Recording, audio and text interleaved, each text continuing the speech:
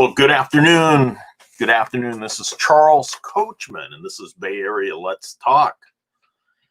Well, I just spent 3.5 hours waiting for a phone call for a video chat with ID.me,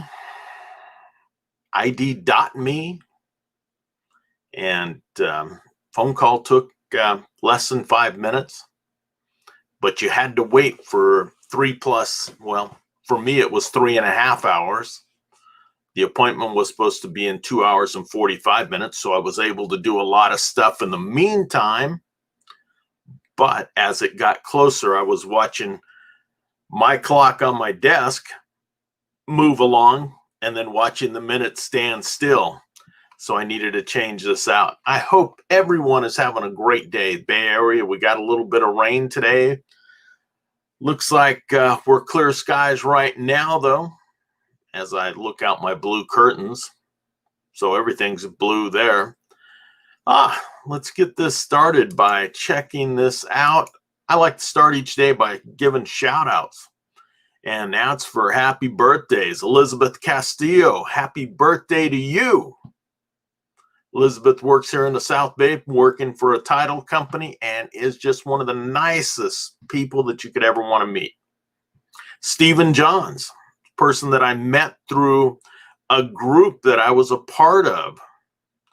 And it was with Larry Wingett, Scott McCain, and Randy Pennington. And it was group coaching. And Stephen and his wife were part of that team. They own a landscaping company that they do some unreal jobs.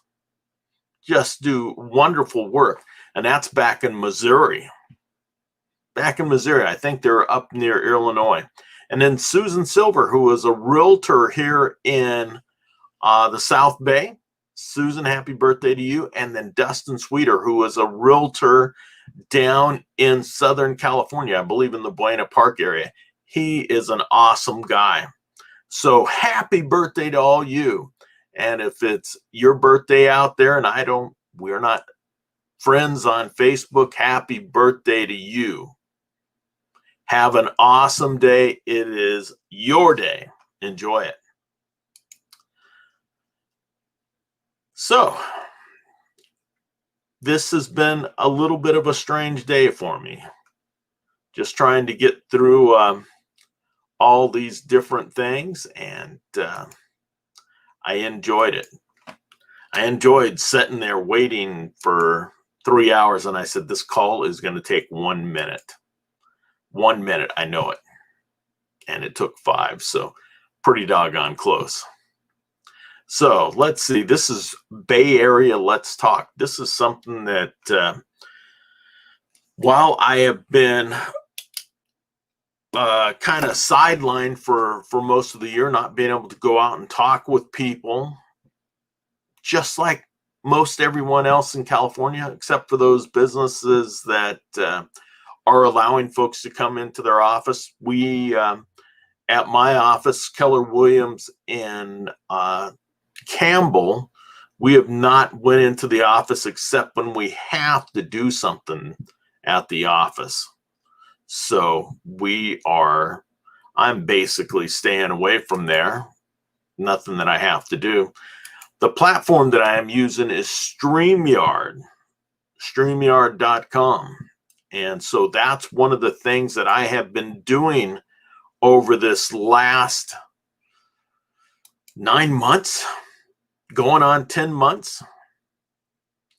And so one of the things that I am doing is I have joined a couple of different groups to learn how to get on the internet and talk. And one of the groups that I am a part of is Ken Walls and his Grow Live Academy. Just an excellent, excellent group. I think he's got just about 120 videos that he's working with. We got weekly coaching calls. If you are interested in learning how to do this and learning how to do it properly through Ken Walls, contact me. I'd be glad to set you up. And then, like I said, the platform that I am using is StreamYard.com. And another way that I'm staying in touch with clients is through Hippo Video.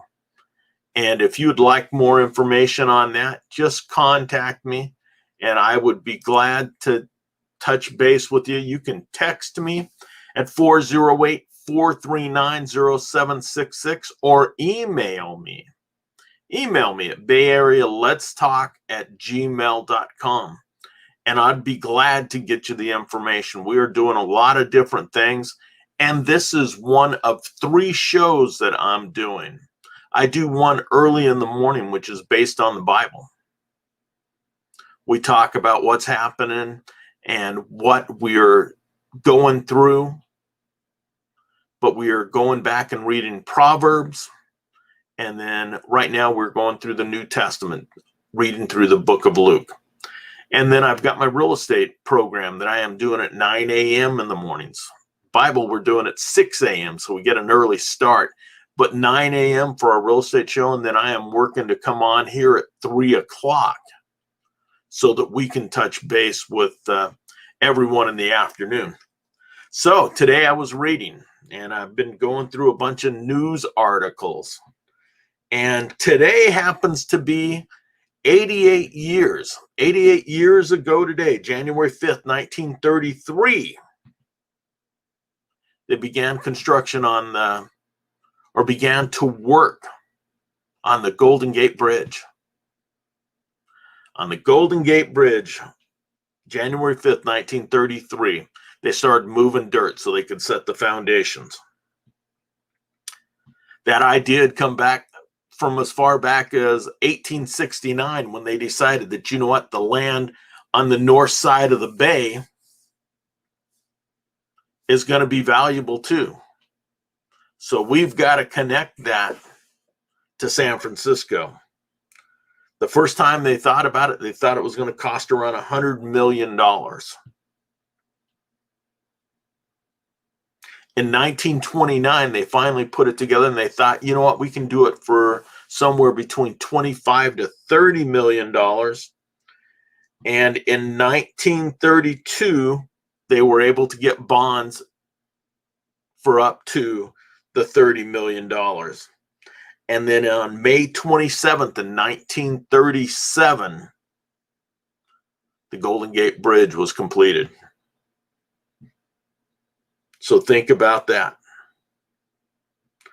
4 years after it began. What a feat. Think about everything that's come along in these 88 years. And it only took them 4 years to get it completed. That's just amazing. Amazing. Hey, so I just mentioned that I spent 3.5 hours online, and one of the companies that we're talking with was handling some of the EDD problems. Problems with the EDD, and that's folks that have filed for unemployment insurance and trying to file for it. There have been so many claims, fraudulent claims, that they've basically had to shut down from accepting people who have lost their jobs. And they're making them go through having everything done properly. So you have to show them a birth certificate. You have to show them either a couple of major pieces of ID, or you can show them one federal or state ID and then 2 smaller pieces. So for me, it was my state license, my insurance card, and my birth certificate. So those were able to get me through there. So they are hurting people that need the money the worst because of all the fraudulent claims that went through before. I believe I just read something today that Dianne Feinstein, somebody had used her name to file a fraudulent claim, and it went through. It went through. This lady is known throughout the world. How could it go through? How crazy is that? So they're saying the number of unemployment claims, the backlog right now is 777,800, which is an increase of 32,100. So we've got a big claim. And this is what I got. We are informing those that their identity will need to be verified starting this week before payments can resume. EDD stated in January 3rd. So there are 468,100 people that are filing first-time claims. There are 309,600 claims by workers who have received at least one payment. But they're being told those payments have to stop because of all the fraudulent claims. We got to change that. We have to change that. Hey, Joe Ventura, how are you? Happy New Year's to you. Hey, thanks, Joe. Hey, I want to tell you guys, Joe is a realtor here in the South Bay, does an awesome job. He has been working through this pandemic. And you know what?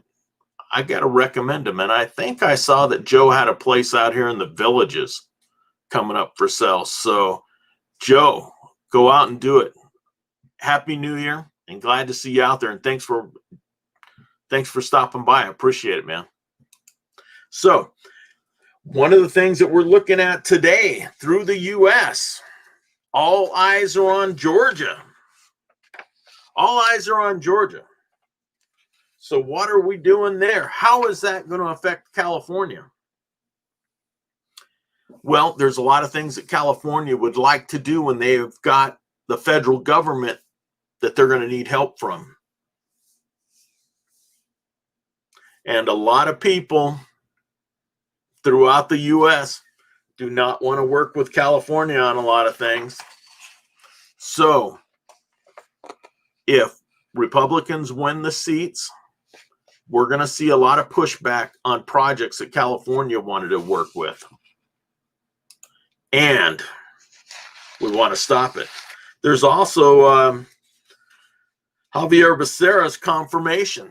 They're saying if Republicans win those Senate seats, he may not get confirmed. But we're not sure about that. We're not sure. So if, and it's a big if because we don't know what's going to happen tomorrow. So I'll be talking about that tomorrow to see what is going on in Washington, D.C. But of course, one of our senators is going to be vice president. Going to be vice president.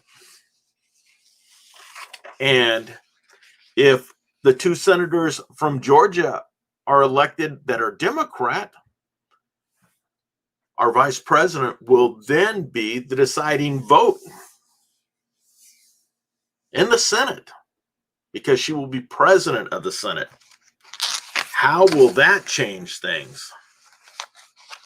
How will that change things to have Kamala Harris heading up the Senate, being president of the Senate? We don't know. We're going to find out. Will it happen? Will she be? She's president of the Senate no matter who has the majority. But how much power will that help her with? So Georgia is important for California, as it's important to the rest of the United States. Take a look and find out why it's important. Now, one of the things that we have been seeing across the country is our changes in laws and our bail system and granting people releases when they've committed crimes. We're just going ahead and letting them back out there. Well, that just happened in San Francisco. Happened in San Francisco for a guy should have been held on burglary charges and has been convicted several times. And unfortunately, this weekend, the man Troy Raymond McAllister stole a car, ran a red light, and killed 2 pedestrians in San Francisco. Killed 2 people. He should have been in jail already. Now, he wasn't an illegal citizen. He was a citizen of the U.S. So he was out for problems that he had last March, and then he was out again. And this is the prosecutor that's been elected in San Francisco is Chesa Boudin, or Boudin, and he is against holding people. Of course, they cite that most people that are being held are poor people of color. Basically, they're speaking of Hispanics and blacks.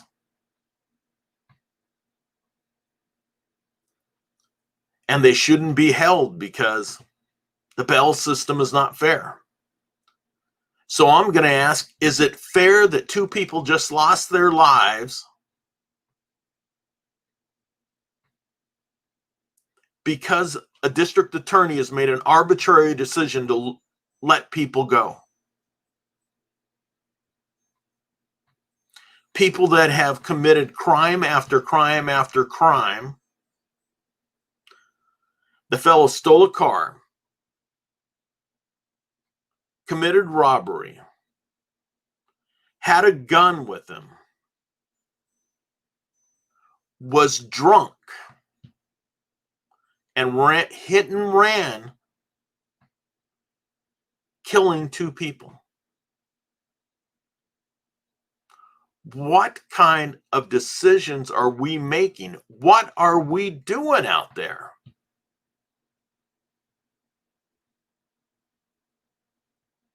Certainly, California has been strict in the past, but I think we have pushed it a little bit too far on easing up on people. These are criminals. Now 2 innocent people have lost their lives. 2 innocent people, New Year's Eve, lost their lives.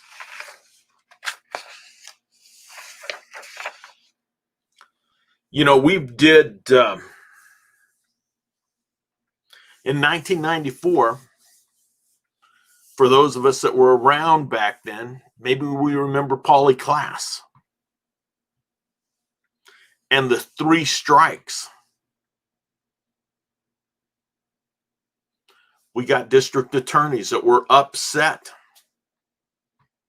Liberal district attorneys that were upset about that.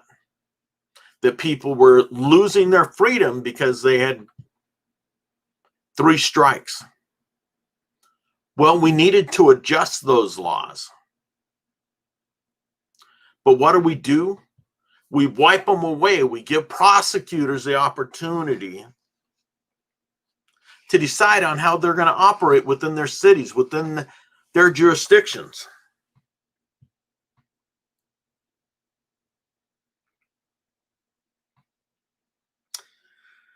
Known as the progressive standard bearer, Boudin enacted a policy not to charge prior strikes with the exception of extraordinary circumstances that present unusual risks of harm. Boudin said in a memo that the law was a legacy, California's tough on crime era, an era that fueled mass incarceration and disparately impacted communities of color. So now, rob a bank, get released. We have seen what's going on in New York. People committing crimes being released, being arrested, released, being arrested, released. People getting killed. And it comes back to home.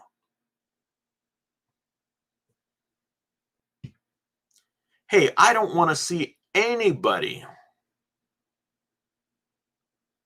judged more harshly than what a fair judge would do.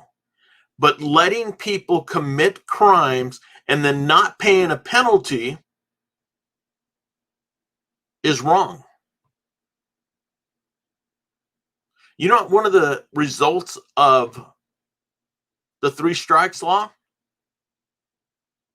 was? That there were less severe crimes.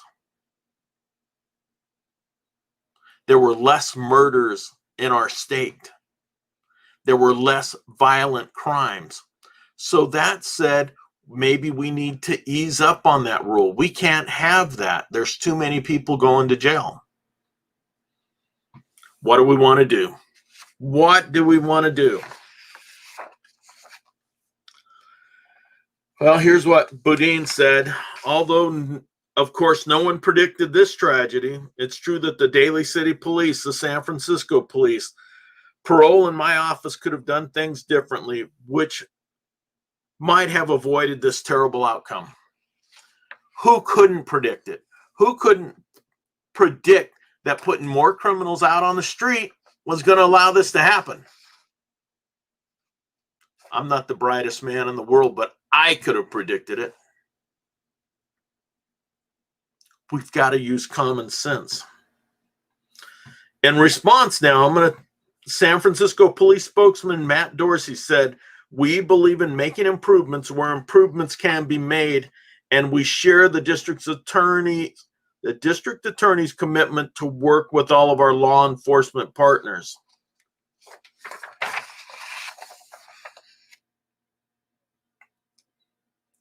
I see that a petition has been started to recall the district attorney, and already 3,500 people have signed.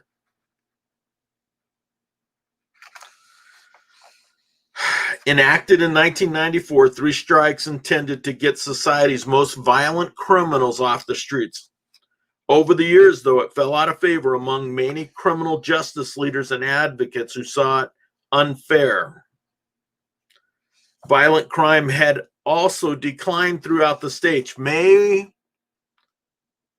have led residents to embrace a less punitive approach.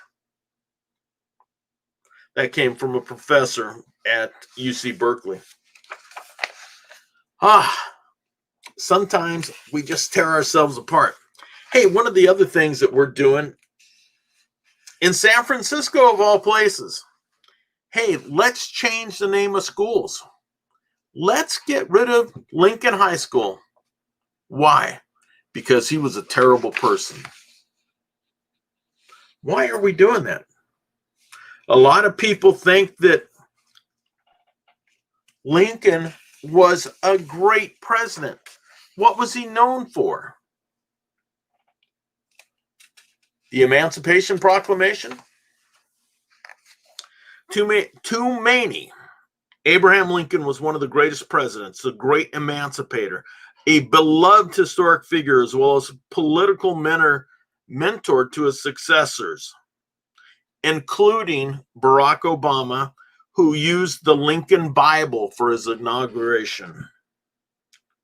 Yet the renaming of Lincoln High was a slam dunk for the committee, which did not even discuss it. They just made the decision. The discussion for Lincoln centered around his treatment of First Nation peoples because that was offered first.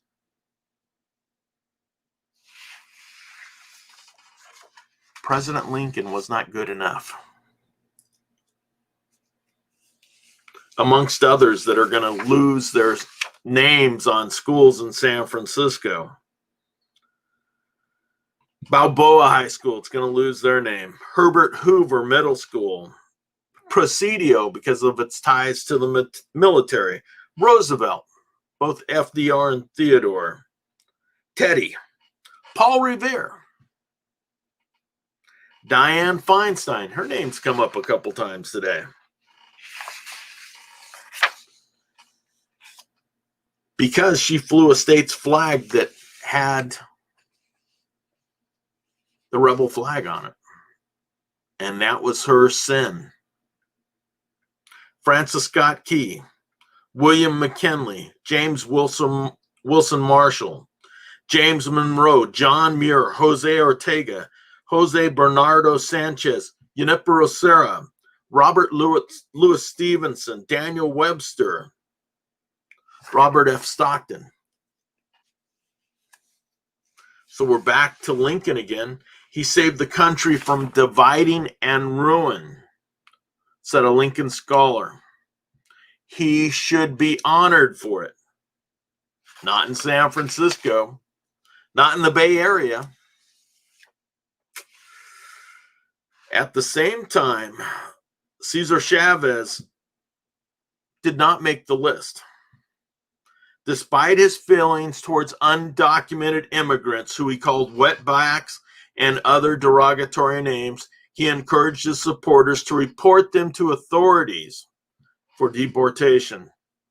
United Workers members formed wet lines at the border and beat those crossing, believing that they would be strike bearers, according to his biographer.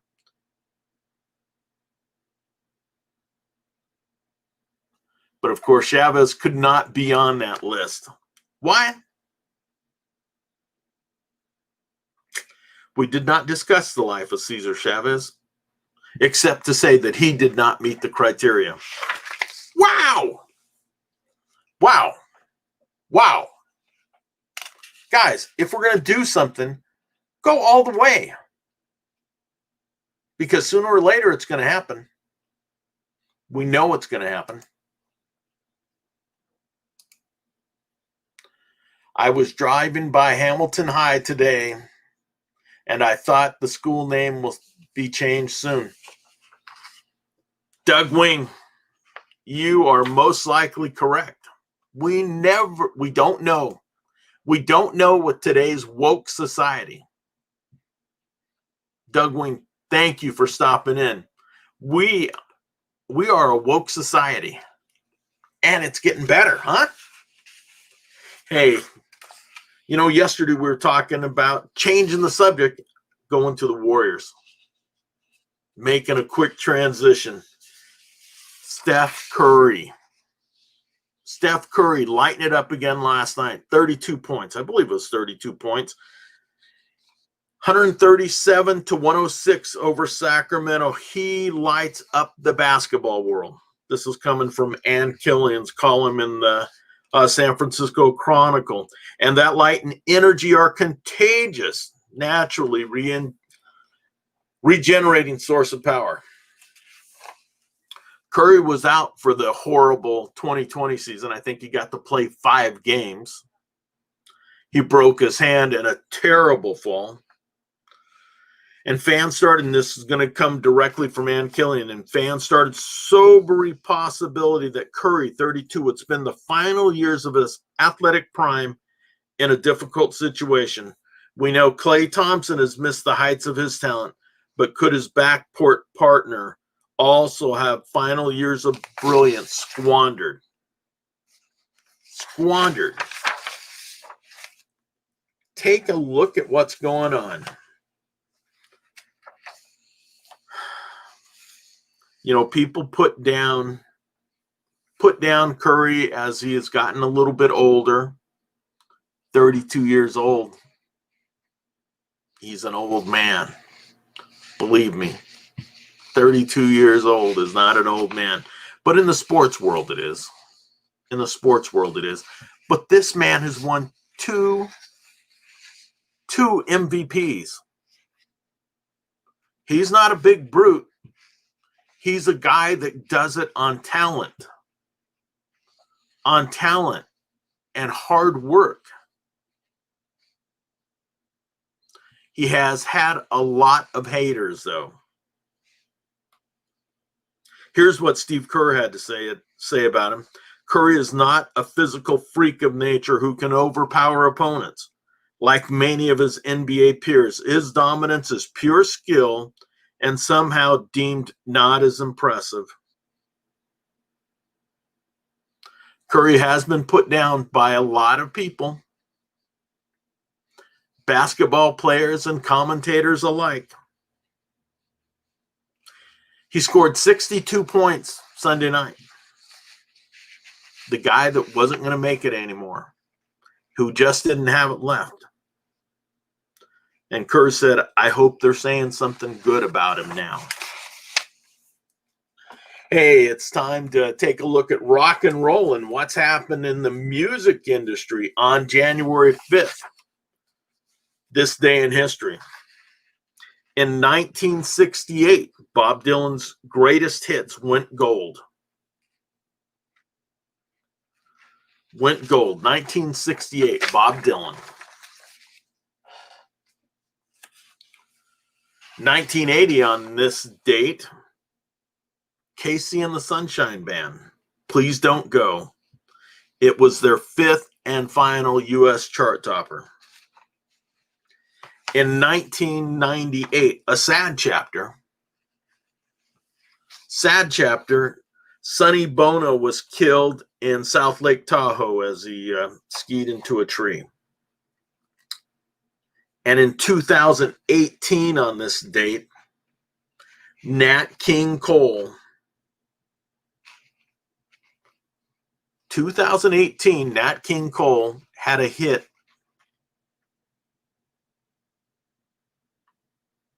And his album rose to number 29, or his song, the Christmas song, rose to number 29 in 2018. 42 years after his last hit. 42 years after. Hey, I was talking about bands yesterday. Some of the great bands that we've had in the Bay Area. And some of them I have never even heard of because they're more modern bands, and there's a lot of different types of music that I'm not as accustomed to or not as favorites of mine. But look at the bands that have come from the Bay Area. The Grateful Dead, Steve Miller Band, Jefferson Airplane, Sly and the Family Stone, the Doobie Brothers, Big Brother and the Holding Company, Janis Joplin, Creedence Clearwater, Hot Tuna, Journey. Add in there Moby Grape, which I just read a story about them today. Santana, Tower of Power, and Huey Lewis and the News. Think about that. Think about that. The Grateful Dead, the Jefferson Airplane, Santana, Sly and the Family Stone, Creedence Clearwater, and Journey. Just think about some of the bands that we've had around here. And yesterday, I just want to finish this off with this. Yesterday, I was talking about Quicksilver messenger service. Quicksilver. That, to me, one of my older cousins played that album for me. I think I was in 7th grade or something. And it had a great Bo Diddley song, Who Do You Love? And it came out, and it was awesome. I think the side of the album was either 22 minutes. I can't remember. It was 22 or 27 minutes, and it was awesome. Awesome. So I just wanted to show that. And for those of you that have never heard of Quicksilver Messenger Service, take a look. They were an excellent group, more regionally known, but they had some musical talent. Musical talent. Hey, Kenneth. No, you know what, Kenneth? I have changed in the fact that I am doing 3 shows. I am doing my Bible study in the morning. I'm doing a real estate show at 9 o'clock or noon Eastern time. And then I am doing a Bay Area Let's Talk. Bay Area Let's Talk in the afternoons. Trying to do it around 3 o'clock. Today I was unfortunately held up. But Kenneth, I appreciate you being here. I am sure that you are a busy, busy man, so I appreciate you stopping by. Kenneth Mayberry, Annie's Pizza in Louisville. If you're ever going through Louisville, make sure that you stop in and say hello to Kenneth, because I know when I get back there, I'm going to. Anyway, thank you for stopping in today. I really appreciate you coming in. This I'll be doing on a daily basis. I'd love to have you join me and make comments, share this out, because I'd like to have a run-in commentary and keep up. Hey, I'm a simple person, but I want to keep up on the news, and I want to be able to share with people, just going back and forth. And if you would like to join the show, we can have you on. I would be glad to talk with people, and we can set that up within minutes where we can just sit and talk. But if you've got something that you would really like to talk about, let's schedule it and let's get you on. This show will normally be coming on right around 3 o'clock, Monday through Friday. I also have my real estate show on at 9 a.m. Monday through Friday. And then every morning at 6 a.m. or 9 a.m. Eastern, I have my Bible talk as we are walking through the Bible, reading through Proverbs. And I love to do that. So anyway, everyone have a wonderful day, wonderful evening. And I look forward, and thank you for being here. And I hope to see you tomorrow. Have a great night. Bye.